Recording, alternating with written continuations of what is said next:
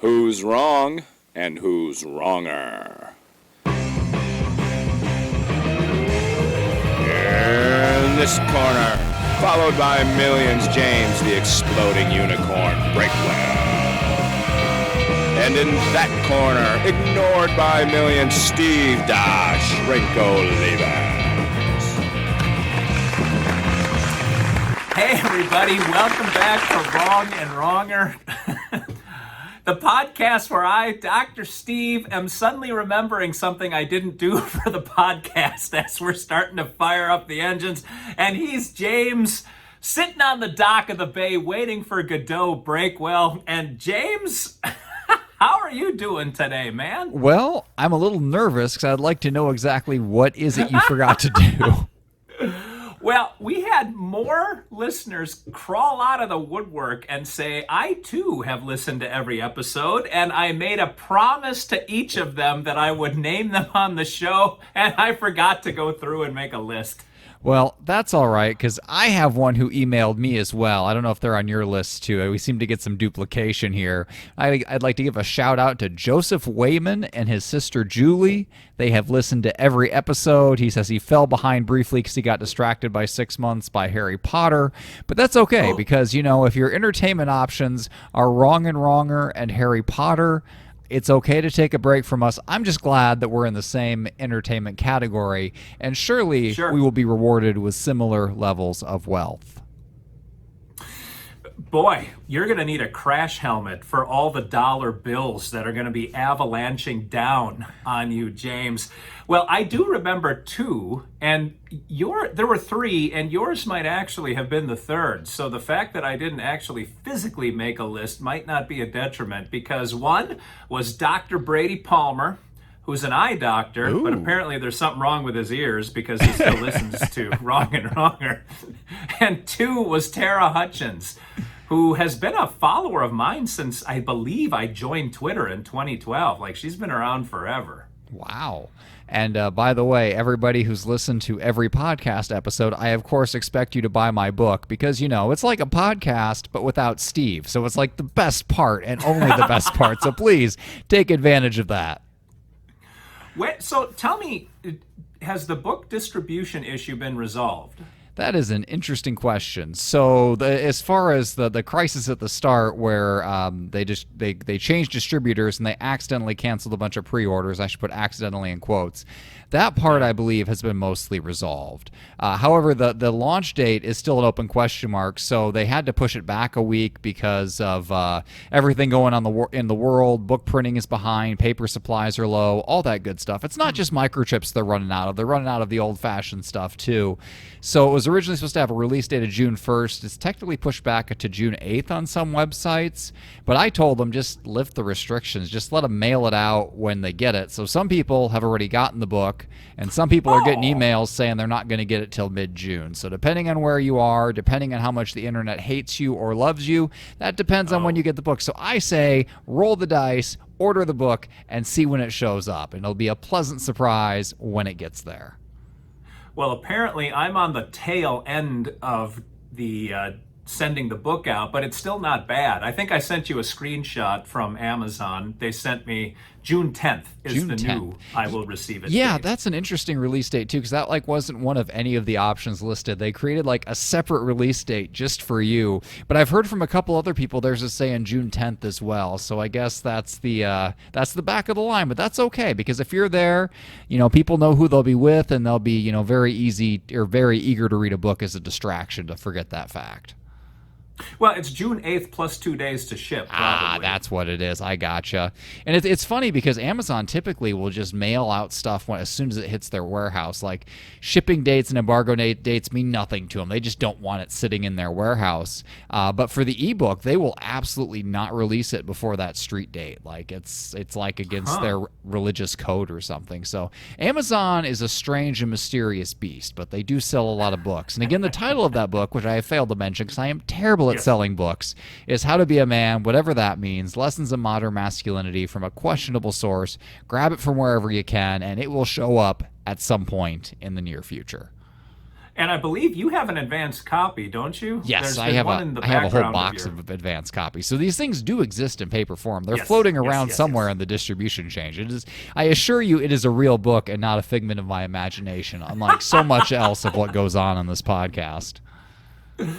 Well, that's exciting. So even though you were supposed to launch on June 1st, you're still on pins and needles waiting for it to go, and then you launch into all of your press and do all the Breakwellian things that you are so reluctant yet good at doing.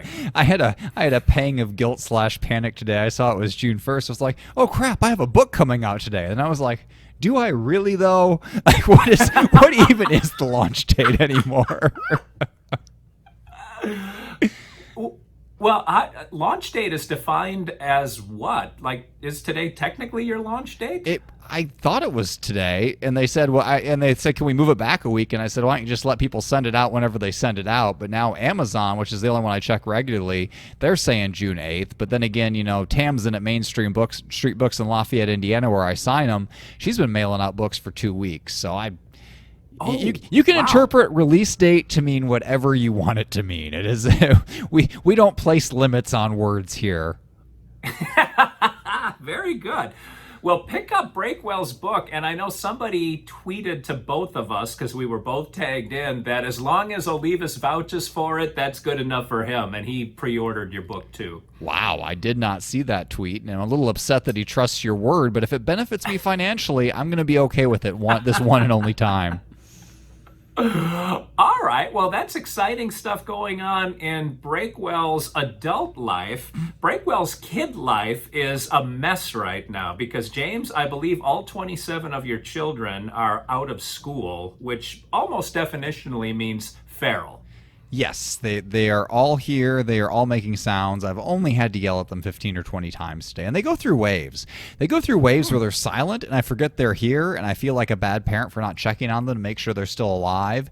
And they go through periods where they're so loud, I just wish they'd be silent and, have questionable survival skills. You just never know what you're going to get. But they just have two volumes. They have Creepy Ninja, and then they just have Screaming. And those are the ways they communicate.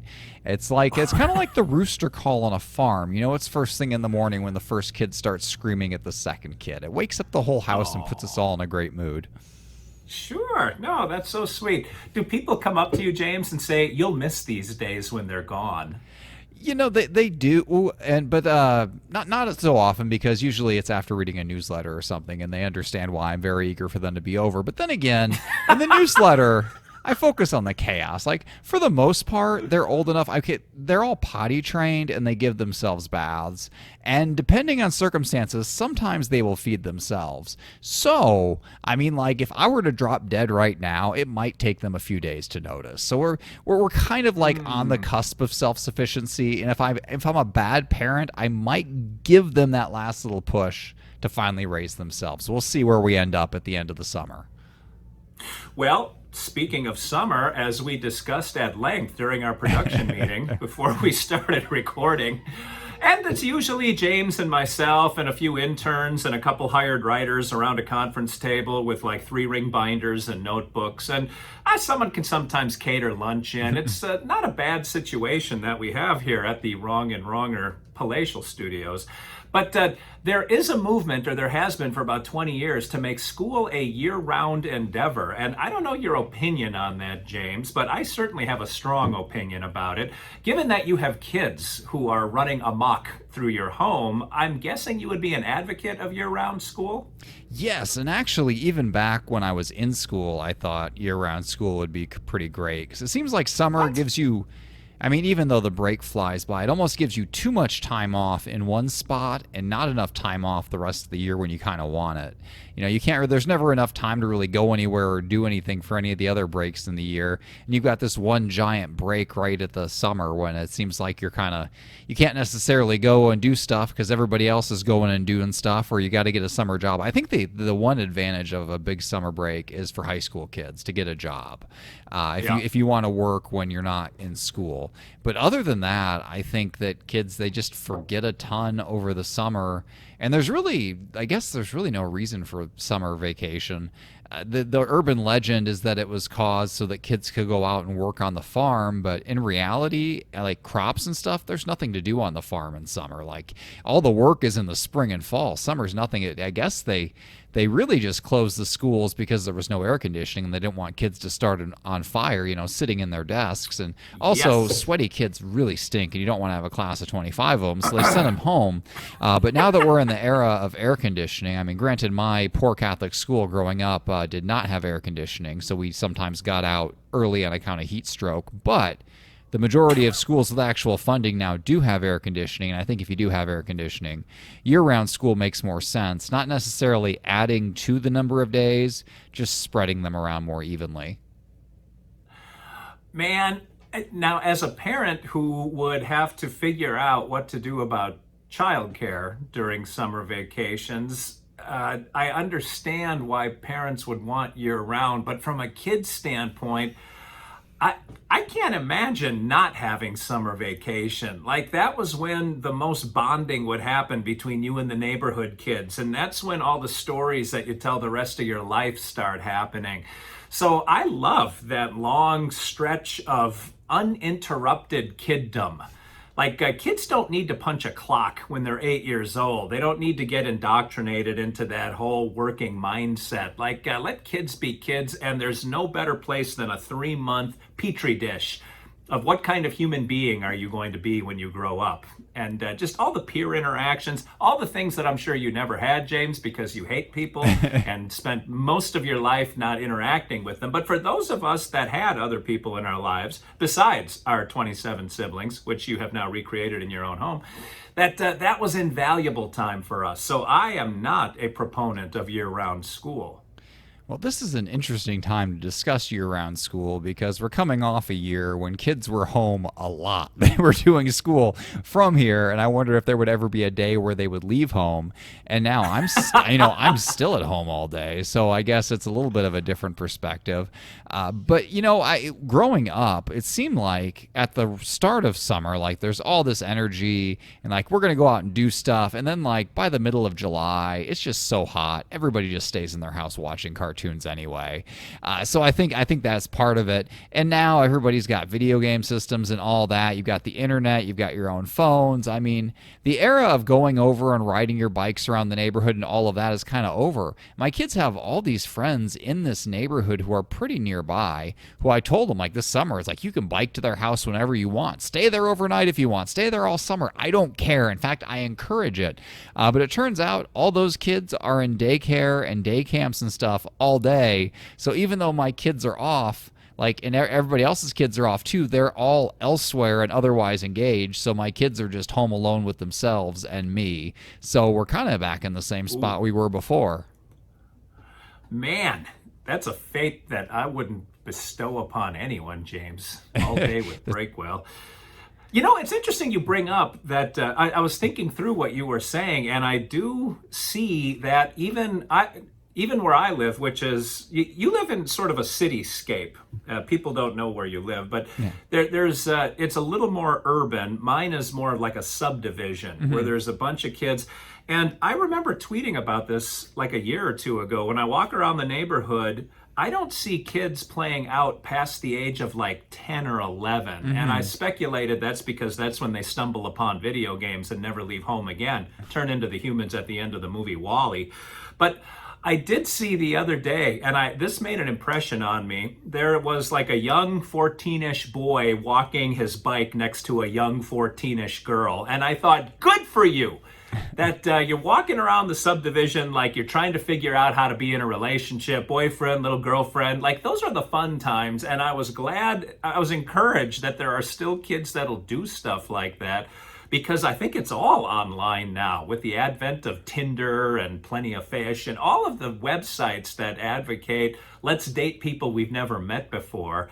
I think I'm glad to see teenage boy and teenage girl just walking around the neighborhood, doing the thing, whatever it is that they're going to do. Teenage boy, teenage girl, creepy old man observing them through his blinds. The classic scenario. That's how that Only goes. marginally wearing pants. That's Yes, right. I'm sure the dad and mom of the teenage girl were considerably less thrilled with that scenario than you are. But let's assume everything was innocent and they were well supervised and all that good stuff. My oldest is 11, so it seems like she'd be right on the bubble of like when she'd go out and play and not. But she's kind of she's the leader of my little tribe of barbarians. So when they go out, she goes out too and bosses them around is the job of the oldest child. She's kind of the what good is power sheepdog. if you don't abuse it, James? Yeah, Come I on. mean, that's the whole point. It's like, and I think the sheepdog analogy really fits. So she's not quite, one of the farmers, but she's not a sheep either. She's like right in between. We give her extra responsibilities, but she's got extra power too, and she's not afraid to wield it. We've got a Power Wheels Jeep that's a big hit right now. It's Barbie themed, and we have it out on the porch, and the kids can pull it out whenever they want and circle the block. And my oldest and my second oldest are too big for it. They sit in it and their knees stick out the top, but it's got some get up and go. So their activity is they go out there and they just circle our block, and then there's little kids in a couple houses around us, and they drift out then because it's an attractive nuisance, and then they give them chauffeured rides around. So they haven't been playing with kids their own age, but they've been playing with much younger kids. And so far, they haven't hurt anybody. Nobody's got sued or sued me. Nobody's gotten run over. So we'll see if that luck holds for the rest of the summer, but they've probably played outside more than most. With that being said, outside of our block, I don't see a ton of kids playing outside at all, and we're still actually in the cold part of the summer here. It's actually so cold that our public pool refused to open. They said it was too chilly, and that was one place I was going to take my kids this summer to let them burn off energy and destroy things outside our house, but we do not have pool heaters here, so we got to wait for the sun to stop being lazy, and so far it has not been up to the task. Oh, when you were a kid, James, you grew up. You didn't grow up in the sticks when you were a kid, right? No, I grew up in a city of about 30,000, mostly. I mean, very, very young I was in the country, but from about third grade on, I was in a mid-sized city. So if you told, from third grade forward, if you told 10 stories about your childhood that didn't involve your family, would all 10 of those stories or a bulk of them come from summer vacation?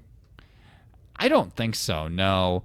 I mean, that certainly was time when I would roam more. I'd ride my bike much further. That was back in the days where you could leave your parents' sight without them assuming you were going to get murdered. And I was, I think, on the tail end of that generation where you could just leave the house and, your parents just assumed you'd come back eventually, because I didn't have a cell phone until I got out of college. But I can't even imagine. Right. Like now, as part of my job, it's basically surgically attached to my hand. I live on my phone, and for social media and all of that. And I just went without it for all those years. I didn't have internet till I was in 8th grade. But I think I think all the kids who were just a couple of years younger than me and had the internet a bit longer, I think they lost the need to roam, because why would you bike 5 miles across town when you can just chat on the internet? I mean, they are avoiding some serious cardio there, and I respect that. They're making wiser decisions than I did.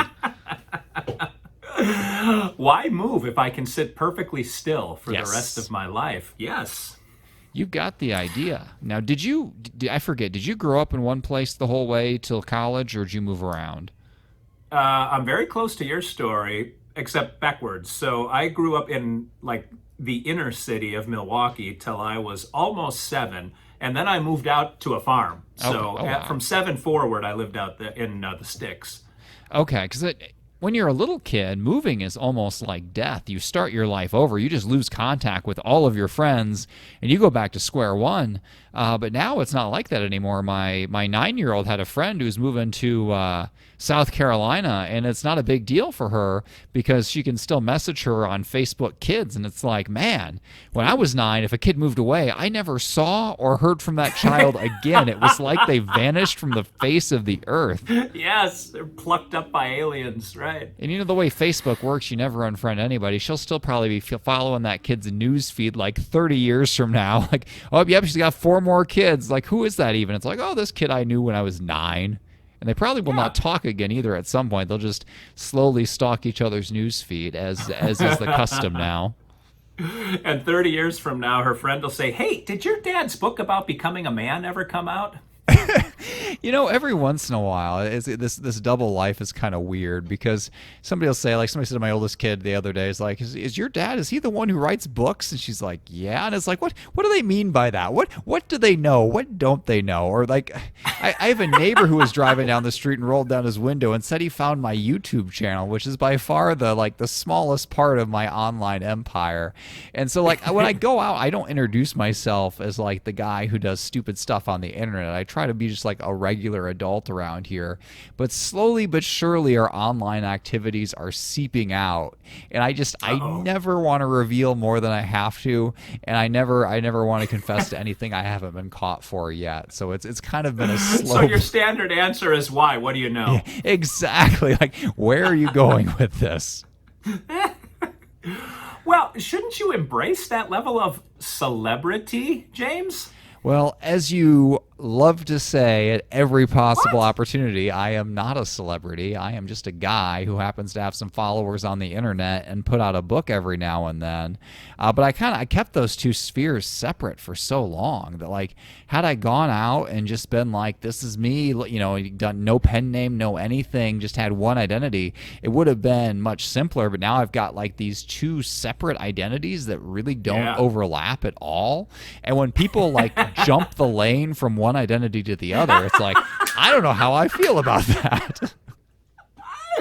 You were so reluctant to meet me in real life the first time we got together. I had to go through your security team and your publicist and your manager, and then there was an advance team that came and made sure to stake me out that I wasn't packing when we got together. It was a whole process. I think it's pretty good that I put basically everything about my life on the internet since 2012, and I still haven't been murdered. So, like, I'm doing something right. Some of these measures have to be working.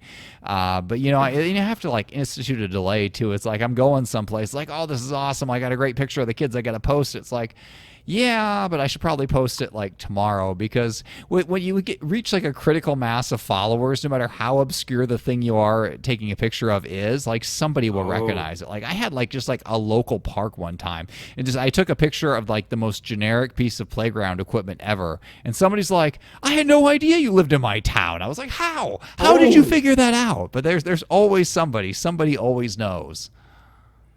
Wow. Did they do that in a public forum, or did they at least have the courtesy to direct message you with that one? I was a teacher, actually, of all things. So it was somebody I had direct contact with. So that was another case where somebody who already knew me in real life then just had a reason to be ashamed of me. So I excel at making people think less of me. Like, if you meet me in person, like at first I seem normal enough. I'm not normal, but I can pass for normal in short bursts. And then all this other stuff comes out. It's like, well, yeah, there's 10,000 hours of content out there, and you are definitely going to think less of me as a human being by the end of this. It only took me like, I don't know, 12 minutes, and I thought way less of you and thought there's no way I'm going to do this podcast. And yet here we are, literally hundreds of episodes later. We're both huge celebrities in Uganda. Like, look at all the good that this has brought to my life, James. And then ask yourself, wouldn't I be better off to have just walked away after 12 minutes? Because that, I ask myself all the time. I'm flattered that for 12 minutes you thought I was a big deal. In fact, I think you kind of thought I was a big deal when you reached out to me for the commute for that podcast all that time ago, which, by the way, do I still have your most listened to episode of all time? You have the two most listened to. Ooh, what? I was on there. I was on there twice. Yeah. I do not remember. Wait a minute. Are you sure? Yes, because the second time, there's another guest that was creeping up on your number, and you're like, hold my beer. And you like went and pumped yours because you didn't want you didn't want anyone to have one of the top two spots. You wanted to have both of them for yourself. That was like only the first or second podcast interview I'd ever done. And I think it was long enough ago that there weren't 50 million podcasts. There were like a million podcasts. So when I put it out there, people actually clicked on it. Like, if we could do those numbers for Wrong and Wronger every week, we wouldn't have Oh. 6 people telling us they've listened to every episode. We'd have like 9 people telling us they'd listen to every episode. We would be in the wouldn't big be number time. 2 in Uganda. We'd be number 1 in Uganda. Easy, and possibly, yeah, maybe some other countries, maybe some of the Stan countries we've never heard of, Kazakhstan and all of those places. Yeah, Kazakhstan, Uzbekistan, Creeping. Yemen, yeah. Yeah, I wish we could recreate that. We can't though. That first episode was kind of magical though. I had to have been your most hostile guest of all time. I will take credit for that. I was afraid of you online for a long time. You were afraid of me? What possible power do I have online to do anything? Oh, you were a dick. I'm a dick right now. How did that change? Oh, yeah, but now you're sort of. Wait, we're gonna go in a direction that I don't think YouTube is going to appreciate, but you're far more flaccid than ever before, James. So you just hear all that thumping down the stairs. Wow, that was well timed, actually. All Did right. somebody fall down the stairs carrying a drum set? What was that? That's a good question. So, Well, that's also a good note to end on, I think. I am hearing James give the let's wrap this up tone because I got to go deal with this stuff. Well, you have made it to another episode of Wrong and Wronger, and I'm talking to everyone except Breakwell, who made it almost to the end before a catastrophe happened and he has to go and rescue his home from his children, a place that many of us parents have been and completely empathize with. So, if you want to be part of our unguided misadventures again next week, tune in, tell a friend, hit the subscribe button, and let's try to rev this thing up to 9. That is Breakwell's, that's his level of accountability. So, until then, this is Dr. Steve Levis for James, the exploding and now absent unicorn, saying thanks for listening, thanks for watching, and remember, as always, that 2 wrongs can make a right.